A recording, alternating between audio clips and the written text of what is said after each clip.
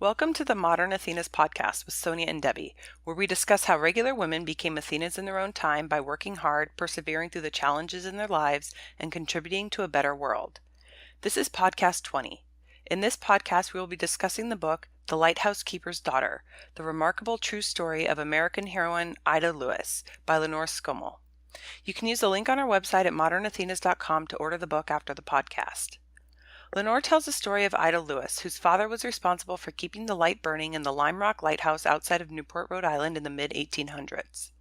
When Ida was young, her father fell ill, and tending the light fell to Ida's mother and later to Ida. However, the reason that Ida was considered the bravest woman of her day was not because of her light-keeping skills. Ida made a name for herself during her daring rescues at sea. Ida would see men in danger in the waters surrounding the lighthouse and immediately race for her rowboat, casting off and rowing as hard as she could to reach the drowning men. Using her 5'4", 103-pound frame, she would pull the men into her boat and then row them back to the safety of the shore. Ida's rescues brought her unwanted fame and attention. While she met some of the biggest political and military names of her day, men who today have their own pages in history books, and was visited by Elizabeth Cady Stanton and Susan B. Anthony, the leaders of the suffrage movement, Ida never appeared to enjoy the spotlight. As the years passed, Ida's life became a tragic tale of loss and unwanted change. And while she tended the light until the end, Ida's light had died out many years before. The story of this modern Athena would have been lost to history, or at least relegated to a footnote, if Lenore Skomal had not written this book. Instead, through Lenore's diligent research and well-crafted chapters, we get to retrace Ida's steps, from her childhood days of rowing with her father from Newport to Lime Rock to check on the light, to her final days living on the rock, as modernity and the world have somehow passed her by.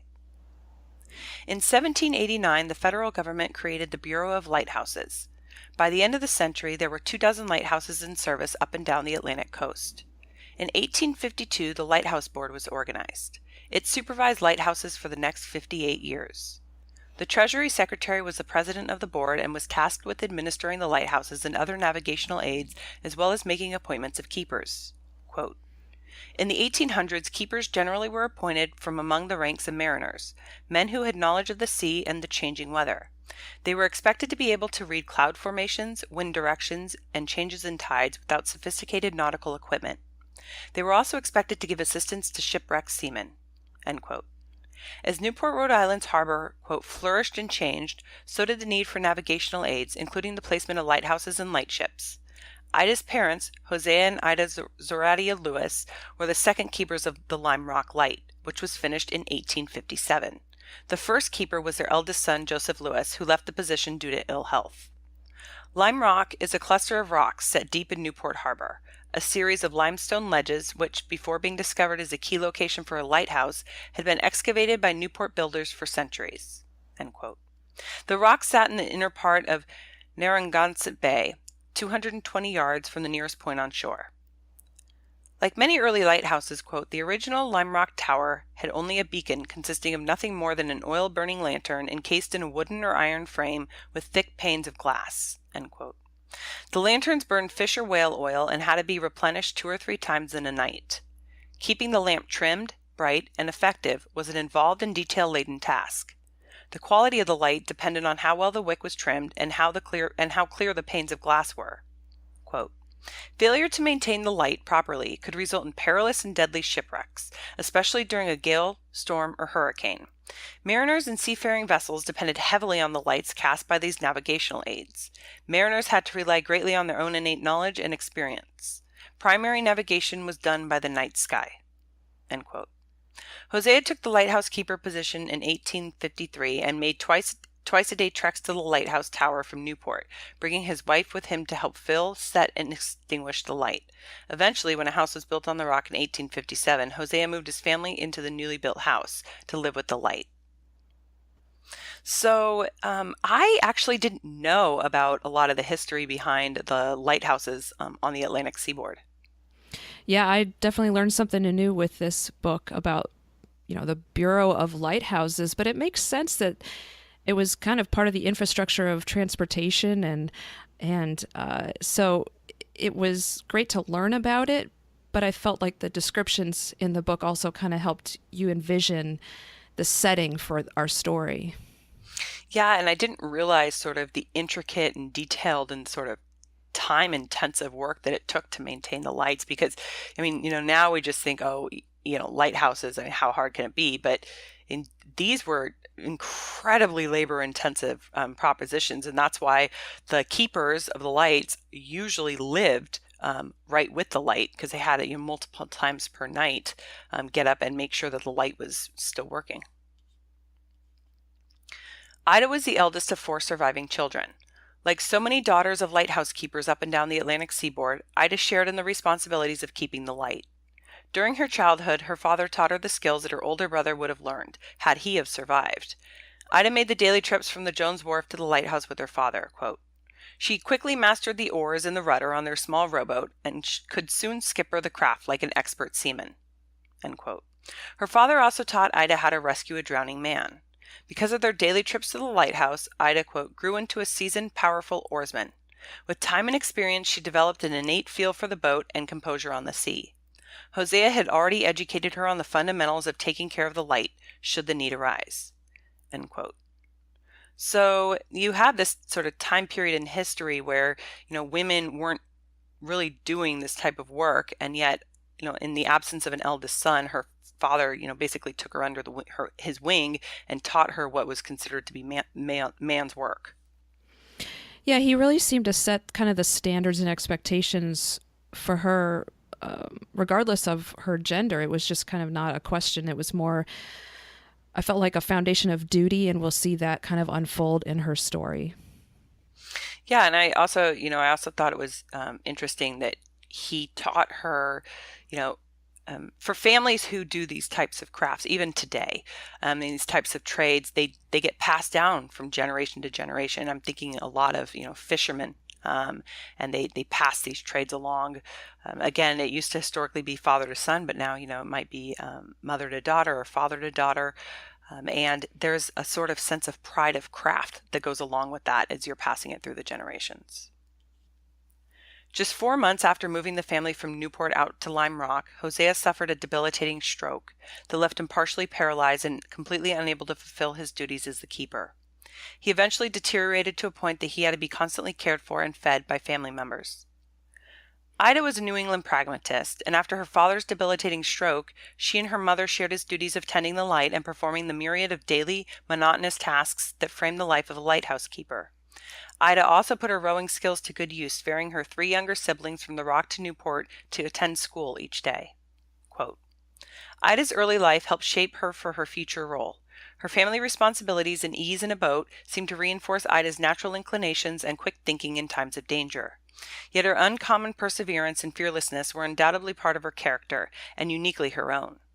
Although she was never formally trained in life-saving, except for some pointers passed on to her by her father, Ida's instincts, Yankee practicality, and cool-headedness would come to her aid again and again in future rescues. She was obviously the strongest and most dependable member of her family and was well loved and respected by them. End quote.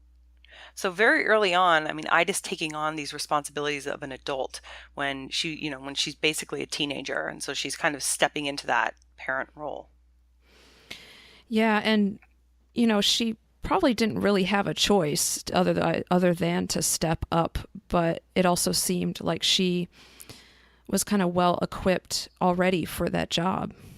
Yeah, and I mean, it definitely seemed like she sort of blossomed when she took on those responsibilities. By the time Ida turned 16, just a year after her father's stroke, she had proved herself as a capable oarsman, a fine swimmer, and a vigilant observer of the harbor around her. On the afternoon of September 4th, 1858, 4 boys from Newport's privileged class took a jaunt on a friend's boat to have a picnic on a small rocky island formation known as the Dumplings. The formation was well past Lime Rock, situated further out in the wide end of the harbor, closer to Fort Adams. On their way back to Newport, Ida heard the boys' laughter as they passed by the lighthouse. One of the boys then jumped up suddenly and scrambled to the mast and shimmied to the top. This created a pitching motion on the boat. The small boat began taking on water, and the boys shouted as they tried to steady it, but it was too late. The boat capsized and flipped over. The boys attempted to cling to the hull, but there were too many of them to keep the hull afloat. They took turns hanging on and treading water. The temperatures were quickly dropping, and before too long, the boys' clothes started weighing them down, and they started struggling to stay afloat. Ida watched from the lighthouse as the boys climbed the mast and the boat overturned.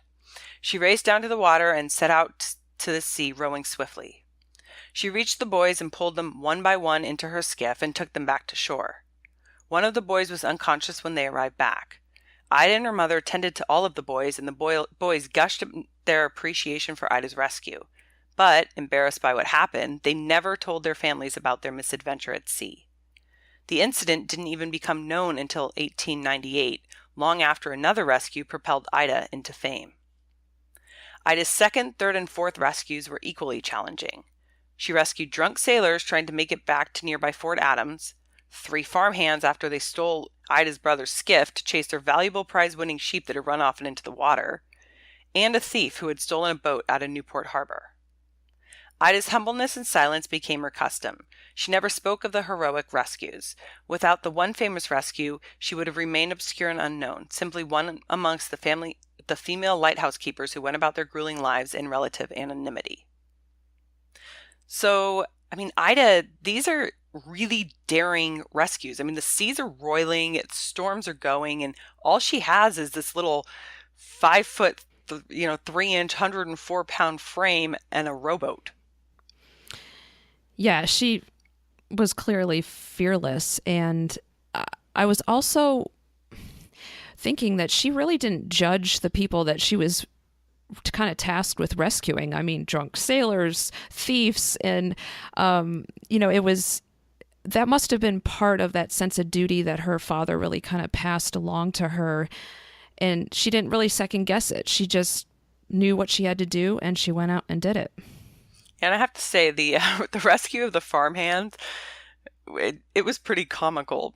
So there was this prize-winning sheep that they were in charge of to get to a fair or like a sale, and the prize-winning sheep sort of escaped from their grasp and ran down to the harbor, and then decides to jump into the water and start swimming away. And in order to catch him, they jump into Ida's brother's boat, and so they start rowing out to sea to try and catch this swimming sheep, and they can't catch the sheep, and then they capsize over, and then Ida has to go and save them all. And the book wasn't really clear about what happened to the sheep, but you can just imagine what Ida must have been thinking, watching her brother's rowboat get destroyed in all of this, and yet there she was rescuing them.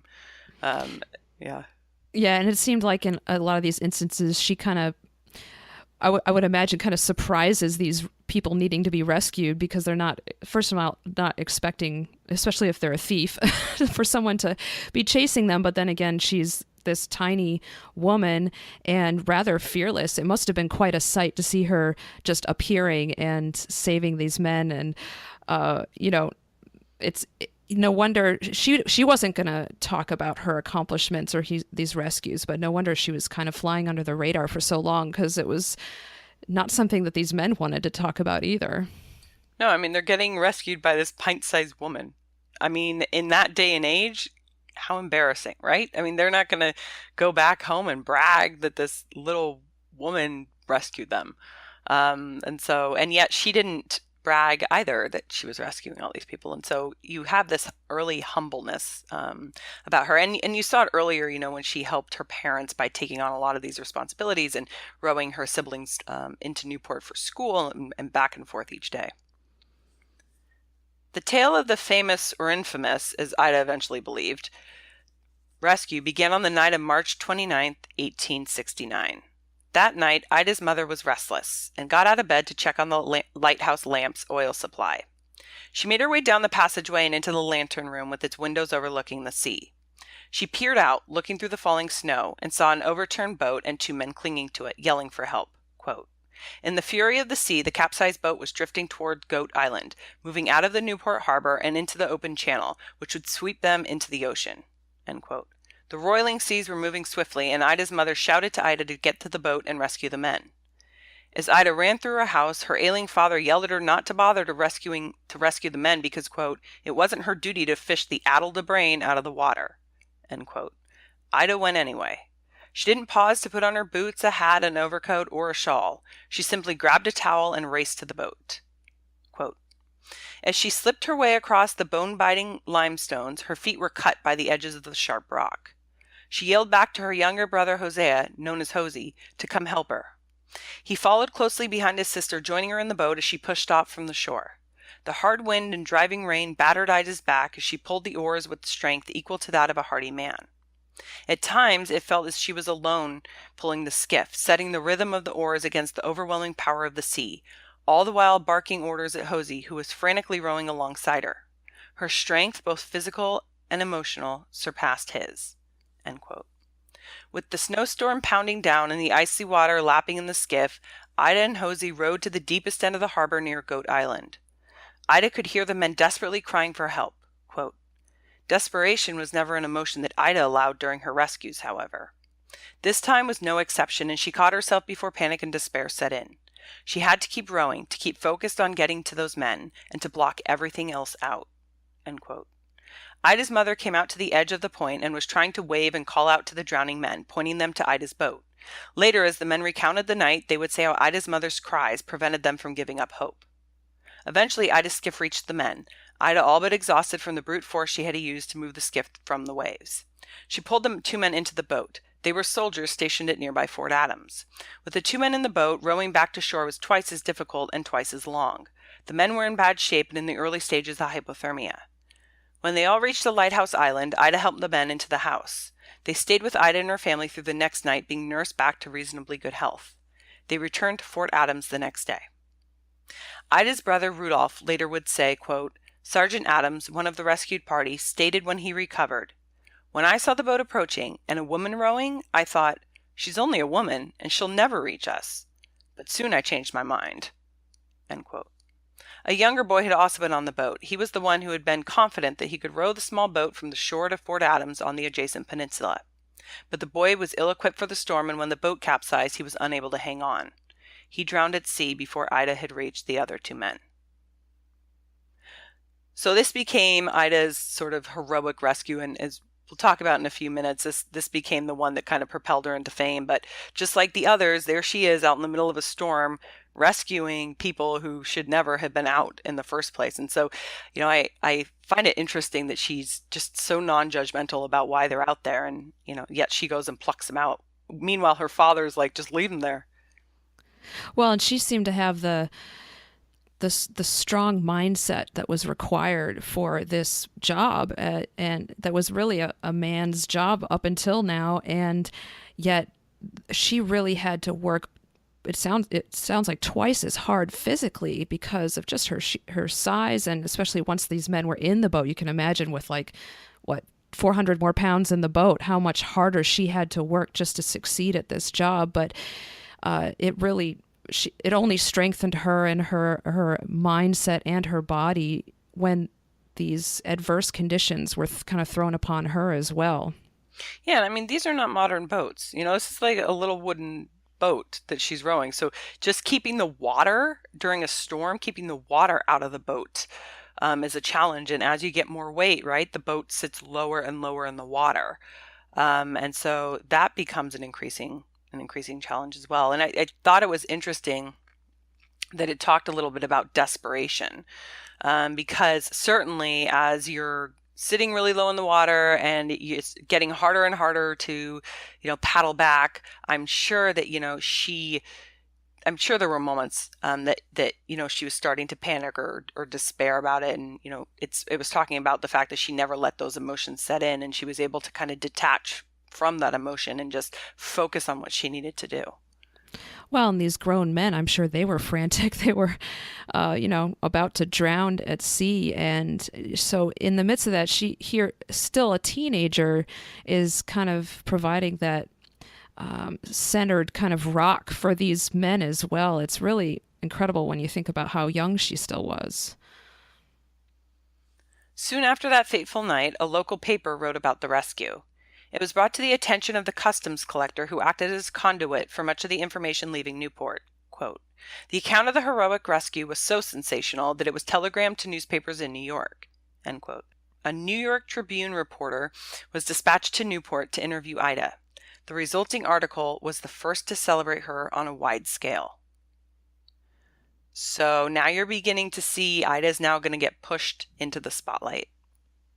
And if you think about just even the image of a lighthouse and how kind of isolated it is, I feel like Ida was isolated in her life and really kind of didn't seem like a whole lot of contact with the outside world other than these people that were drawn into her life. And so this must have been like a huge shock to be suddenly the center of attention. And she does talk about how uncomfortable it really made her.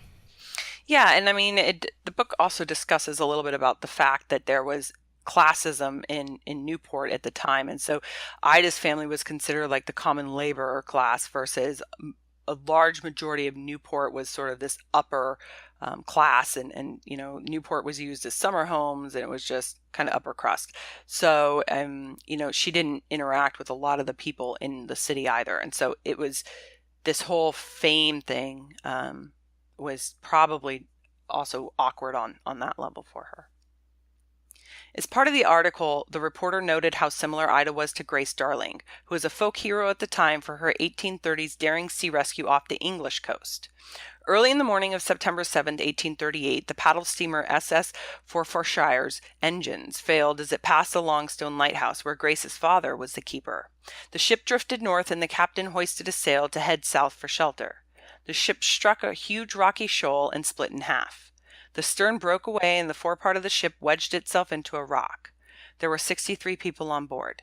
Grace, 22 at the time, reported the wreck to her father. The storm was too intense for them to risk a rescue.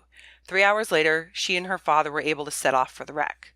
They picked up 4 men and a woman and then returned to the lighthouse. Her father and 2 of the survivors went back out to pick up the last 4 remaining survivors. The 9 were cared for at the Darlings' house for 2 days before being taken to the mainland. Grace became an overnight sensation. She tried to avoid the limelight, hiding in the northeastern part of England, denying she had done anything courageous. She died at the age of 26, in the same year that Ida became America's Grace Darling. So their stories were very similar. And the way that they were sort of cast into the limelight and then hid from the limelight were very similar.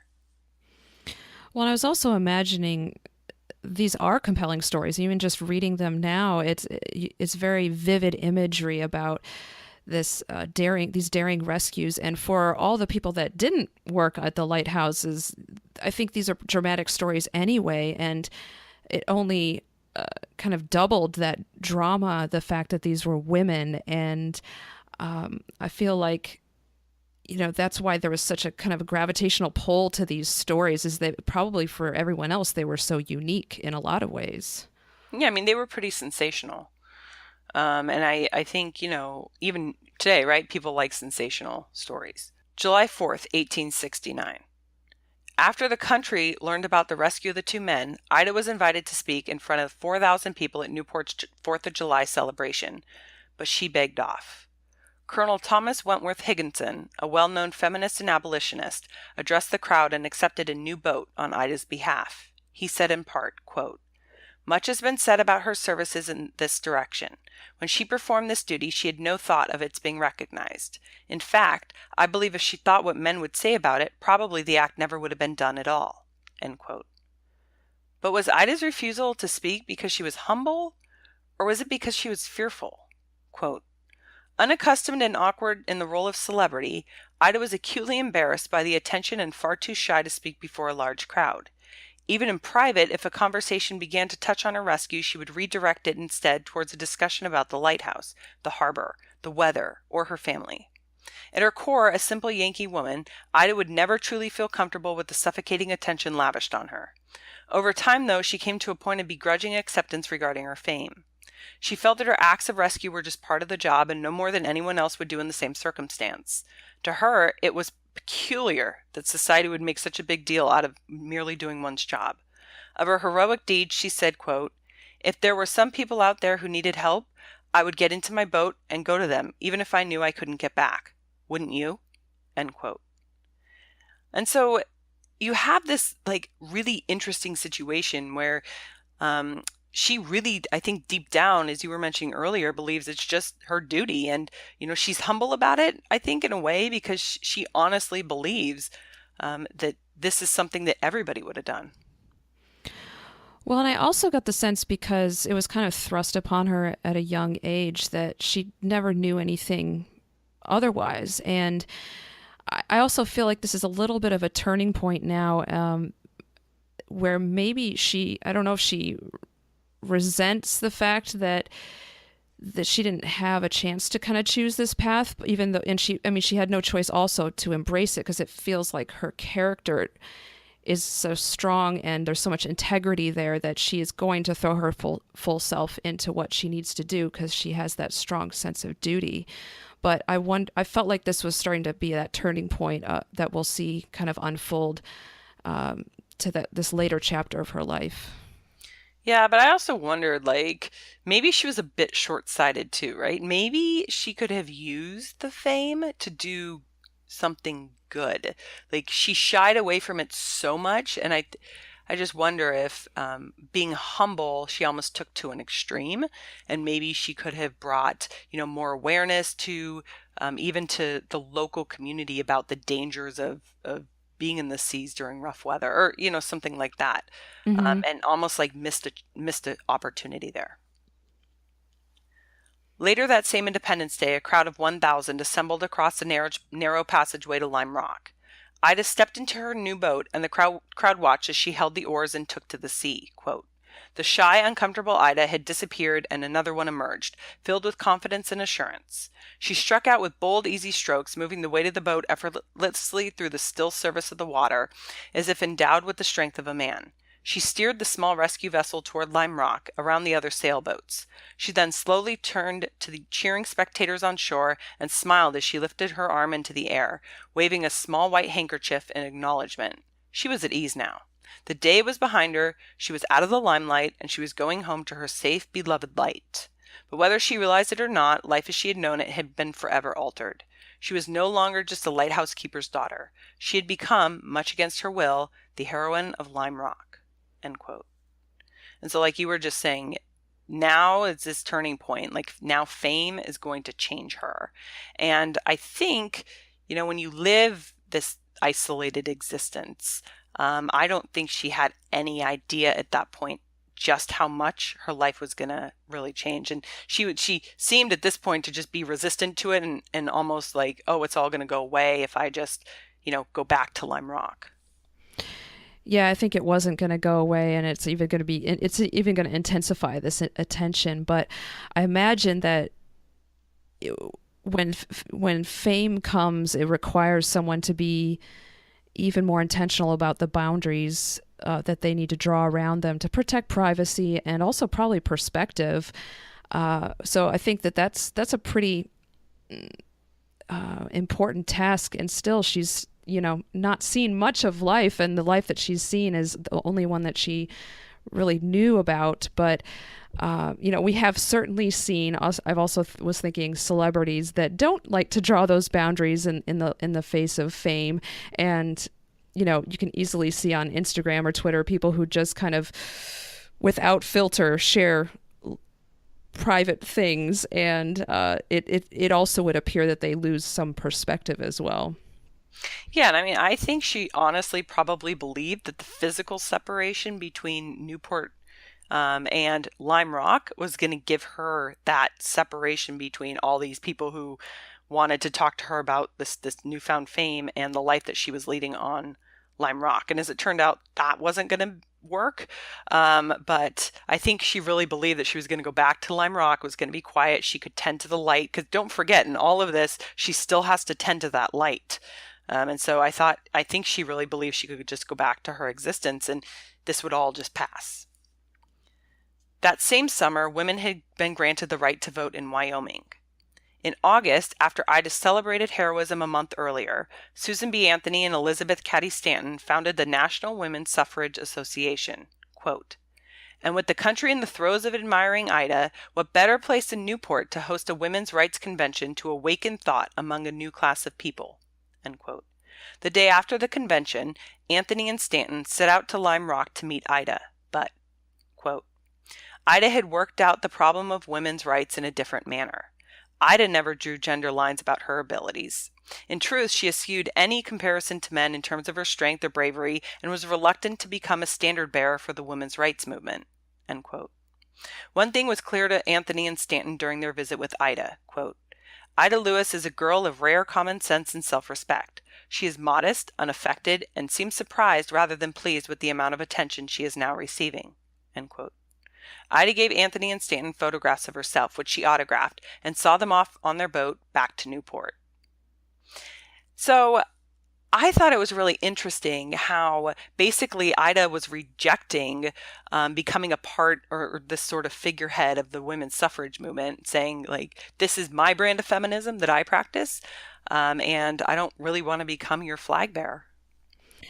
Yeah, and I think it gave me a little bit more insight as to why she felt so awkward or embarrassed, maybe because of this attention that she was getting, because now it seems that, she's very firm and confident in who she is and, her upbringing and this kind of tradition that her father laid out for the expectations of what a lightkeeper needs to do.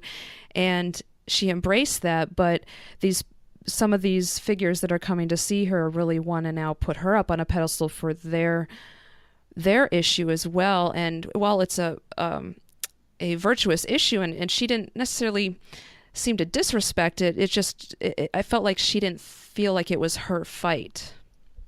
Yeah, and I mean, I think that still today, there's a lot of this going on. So, people want to have this sort of fight about feminism and what does feminism look like. And to a lot of women, they don't want to have this sort of, marches or to be flag bearers of this is feminism, because they say feminism is really whatever works for you, right? So it doesn't have to be any one type of thing. It doesn't have to be liberal feminism. It doesn't have to be conservative feminism. It can just be what works for you. And that at the end of the day, it's about women having choice and being empowered to make the decisions that work for them. And so I think just very early on here, you're seeing some of that, where Anthony and Stanton are very vocal about what they believe feminism to be. And yet here's Ida, making her own choices and believing that she has her own brand of feminism. Stanton later wrote an article about their meeting with Ida, noting, quote, imagine those men, saved by her skill and magnanimity, sitting in her quiet home, warmed and fed by her loving charity, safe from danger, fully reinstated in the normal condition of ordinary manhood. What multitudes of men are strutting up and down the highways of life, prating of their lordly gifts to reign and rule, who have been fished up from the stinging pools of ignorance, disease, and vice, and their feet placed on solid ground by the heroism and self-sacrifices of woman, who today sneer at the idea of her holding a ballot. End quote. Okay, so again, here's Stanton trying to use Ida as a flag bearer for the suffrage movement, and yet got the impression not what Ida wanted. Yeah, she seems to be taking it further, even further than Ida would ever want it to be. And while those things are probably not necessarily untrue, I don't think that they were the motivation for Ida. Yeah, I mean, I don't really think that voting rights were any part of Ida's primary goals. I mean, I think, she had this Yankee practicality as there was a quote earlier about her Yankee practicality, but she really was all about family and tending the light and just, doing her duty. And I just didn't get the sense, at least from Lenore's telling of Ida's life, that holding a ballot was really important to her. And so it made me think, how often reporters look at how you can skew interviews and look at how you can skew information to sort of fit your purpose. Well, the other thing I was thinking about today with all the issues, there's so many issues that people can kind of make their mission to support and advocate for, and especially with the flood of social media in our lives. I also feel that there's kind of this almost territorial advocacy in a way. Like, if you're not also concerned about this issue that someone else is concerned about, sometimes there's resentment, and I think that that's a problem because there's obviously so many issues. Ida was she was so effective in what she was doing, but we only have one life and one so many hours in the day that I think there's great value in each of us kind of pursuing what we are most connected to. And so it made it even more strange that Stanton and Anthony were kind of trying to bring Ida along, even though she was fine. She was doing what she did best. Yeah, and it's interesting because I had no idea that any of this had gone on. I mean, I knew nothing about Ida Lewis before reading this book, but it's interesting that they were almost trying to piggyback on her fame to make their point. And like you're saying, that wasn't her issue. That wasn't what she was focused on. It was what they were focused on, and it just made me really think about different people using different other people or different issues to sort of make their points. In addition to Anthony and Stanton, Ida attracted many famous visitors, including President Ulysses S. Grant, General William Tecumseh Sherman, and Admiral George Dewey. Quote, "Perhaps men of celebrated bravery found in Ida what they found in themselves, the ability to act in the face of danger and great peril to one's own safety." End quote. When Treasury Secretary George S. Boutwell visited, he noted that, quote, he was proud to have a woman in his department who was not finicky about getting her hair wet, end quote. So these are pretty big, important, famous men of the time, and by the way, all men. But these were pretty prominent men, and so to visit a woman during this time period, I mean, that she was something. Well, and I'd like to believe that their intentions were pure, and like in the sense that they were genuinely intrigued by her, and they really did feel some sort of kinship with what she stood for. But I bet that she was becoming pretty skeptical by this time, where all these people were kind of showing up at her doorstep, especially maybe on the heels of Anthony and Stanton, where maybe she thought, well, what do you want from me now? Yeah, I mean, there's definitely that skepticism of like, am I just becoming an attraction for people, like a photo opportunity, and just something to be like, oh, I met with Ida. There's definitely some of that, I think, and it's hard to really know whether or not they really appreciated her, or whether or not it was just something that and the quote from the Treasury Secretary about he appreciated having a woman who was not finicky about getting her hair wet. Oh, like what a sexist quote. Obviously different times and in eras, but not afraid to get her hair wet would never have made that quote about a man. Just yeah, so true, so frustrating. So, and to and Ida, I don't know. She must have felt this like cross between being like, wow, these are really important men, nice for them to come, and annoyed of get off my rock, and let me be. After Ida became famous, she married and eventually left the rock. The marriage fell apart within 2 years, and although she and her husband never divorced, they didn't see each other ever again. Ida returned home to the Lighthouse. Quote, "During the 1870s, Ida's life developed into a routine centered on her beloved lantern. But growing slowly inside her was a deep resentment. The government never once considered officially appointing her the lighthouse keeper. Her mother had assumed the job after her father died in 1872, as did many other women, taking over the position handedly but with no formal recognition from the government. The reason for this was mainly financial. There was no pension in place for appointed lighthouse keepers who were always men. When they passed away or were disabled, their wives, daughters, or unmarried sisters would take over the position and continue to receive the annual salary. Unlike their husband, these women's appointment never had to go through the official appointment process." End quote. When her father passed away in 1872, her mother was left as a keeper. It was years later, however, before her mother was officially recognized as a keeper. Even then, the recognition was misplaced, because Ida had become the true keeper. The slight started to wear on Ida. When she was praised for her rescues, her notoriety was not enough to enable her to be officially recognized. Quote, The fact that the government, despite all the attention this modern-day heroine had garnered, did nothing to officially recognize her was demoralizing. The government's failure to appoint Ida assumed insulting proportions." End quote. So it was really typical in the day for the government not to transfer the official keeper duties from a husband over to a wife when the husband died. Part of it was so that the wife, it was common practice so the wife could continue collecting the salary, but it prevented any recognition of the wife's work. And Ida really thought, it was the recognition almost that she was seeking for the work that she was performing. Well, and it goes back to that foundation that was kind of laid for her from her father, where the expectations were the same. The physical and the mindset that she the physical requirements and the mindset she needed to do the job, there was just, it was kind of non-negotiable. So I can also see now a little bit more insight as to these visitors and this fame that people were trying to thrust upon her.